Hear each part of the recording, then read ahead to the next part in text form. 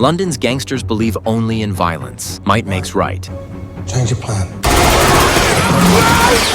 He was the boss's most trusted lieutenant, yet at home, he couldn't handle his wife. No sooner had he walked in than his daughter held up a note reading, "Say sorry." Harry was utterly baffled. He nodded, signaling he understood what to do. But before he could coax his wife, the phone rang. Harry knew immediately that trouble had struck the gang. On the line, Kevin, the heir apparent of the family, frantically informed Harry that their arch-rival Richie, the boss of the Stevenson family, had gone completely mad. He was absolutely certain the Harrigans had kidnapped his son Tom because someone had seen Kevin's son Eddie with Richie's son the night before. Two rival gangs had fought for over a century, yet their next generations were hanging out. Kevin found it unbelievable. Was Rich really searching for his son or just stirring trouble? After hearing Kevin's account, Harry couldn't spare a thought for his wife's displeasure. He knew his wife was upset, but he could placate her later. An angry boss, however, meant trouble that could cost lives. Arriving at Kevin's house, he kept complaining to Harry about that bastard son. Eddie, however, couldn't care less. In his eyes, these were mere trifles, small matters on Harrigan territory.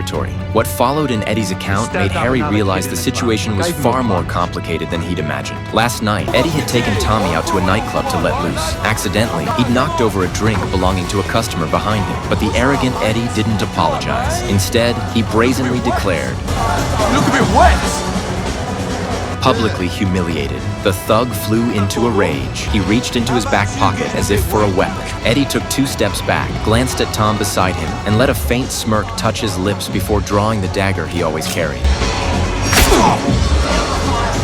Where's your blade now? Seeing Eddie about to kill someone, Tommy panicked and turned to run, but Eddie wasn't scared. He used the knife to scare off the thug's friends, then calmly left the bar. He found Tommy, who was still shaken. Tommy called him a lunatic. Eddie casually tossed the knife into the river, saying his family were all gangsters. This minor incident wouldn't cause any trouble. He thought Tommy was too cowardly, unlike someone from the Stevenson family, and insisted on taking Tommy out to keep partying. After hearing Eddie's account, Harry pressed him about Tommy's whereabouts. Eddie claimed he'd gotten too caught up in the fun to notice where Tommy went. Despite Eddie's protests, Harry knew he was hiding something. With no time for further questions, Harry had to resolve this before the police arrived. Fortunately, Eddie had already tossed the murder weapon into the river. Harry then packed up Eddie's clothes to take away, intending to properly dispose of this evidence. Kevin stood by, seething with anger, but Harry had no time to spare. Years of experience had taught him that handling such matters demanded swift action.